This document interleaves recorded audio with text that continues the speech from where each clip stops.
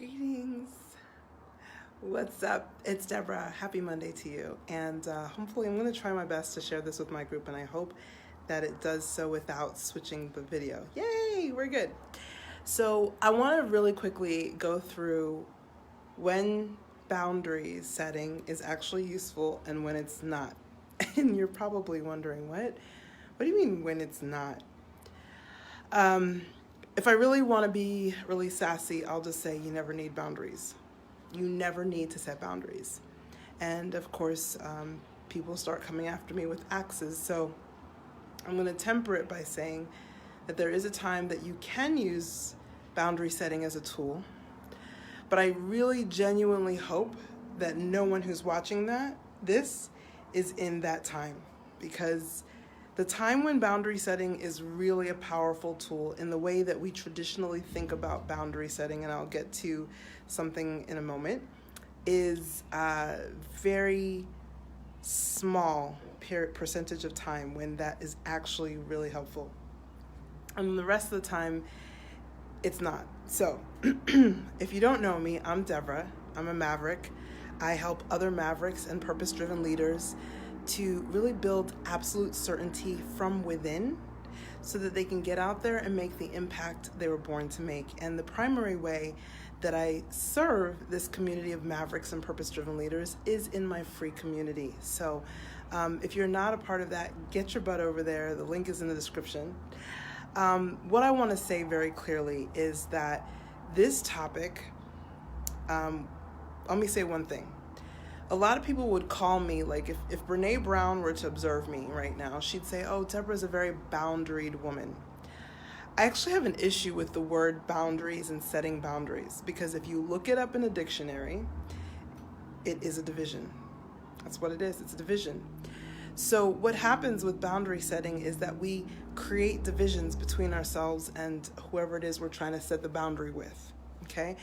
And because as human beings, we are needing connection and to feel connected and one with other people, it doesn't feel good. So I put in the description a quote that I read in an article today or yesterday, and I was like, this is just jacked up, right? This is just why people are so messed up when it comes to boundaries. And the reason is because, as it says, we seek connection, boundaries divide us, so we don't want to make them, but then we don't know how to make things healthy because, we need this structure and it just goes on and on and on. And I'm like, I feel like I just read a religious book, right? Like, no offense to religion, but honestly, it's one of those things where it's like, depending on how you interpret it, everyone's going to come out with something different from that paragraph.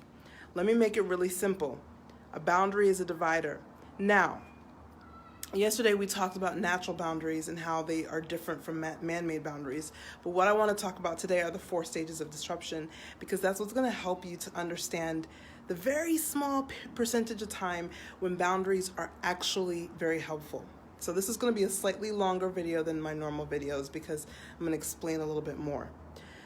Stage 1 is the outcast, the person who's been rejected, the outlier who's by themselves. Their focus is on rejection. Usually this is when boundaries are the most useful, because in that situation, they may literally be in a situation where they're, dependent, in a dependent situation, in a defenseless situation, in a situation, let me just see if I can tap this. Okay, so I'm not quite so bright. Okay. In a situation where there may be some issues, I'm just playing with the light here. This is actually kind of interesting. I didn't even know I could do this. There may be some issues with safety. So in those cases, it's really important for people to have boundaries. Maybe they're in a physically abusive situation, emotionally abusive, in a toxic place where they can't get out. Here's the problem with boundaries. They have to be enforced. So that person is then going to need to be able to have someone who can enforce it, whether it's an older brother or a friend or a police officer or a judge. A boundary needs to be enforced if it's not respected. This all lies in stage 1. So that's why I said I hope that nobody who's watching this actually needs to ever set a boundary. Like, I hope that nobody's in a situation where they're physically unsafe or in some way it's a really toxic situation where they need to set a boundary. because then those boundaries need to be enforced. The problem with boundaries is needing enforcement and not having that ability to enforce them properly, which is why when I used to work with people in relationships, all the time this was a thing. I was like, yeah, so what did you do? I tried to set a boundary. How did it work out? I didn't think it would, because the other person was like, oh, you're trying to block me? You're trying to divide me from you now? And so what did? They just pushed harder to break through that boundary. They didn't respect it. They trampled on it as hard as they could. Stage 2 is the stage of the rebel. Now with the rebel, they're more focused on fighting the powers that be. So again, boundaries may not be that important for them, but it can be a very powerful tool in rising up to stage 3, which is independence, which is the realm of the maverick. Okay, so the maverick is someone who is very purpose-driven. By the time they're a late stage 3er, like a mature maverick, is like boundaries. I'm trying to connect with people more. I'm not trying to divide myself from people more. And then by the time you get to stage 4, which is global villager, a boundary is pointless. It's like, why? I don't need this. This is not useful. They don't even see the point of a boundary. So you have to understand that it really depends on what stage you are. Now, the people who, this topic of boundaries is really interesting too, because it really tends to polarize audiences, and you can really quickly see who are certainty driven and who are growth driven.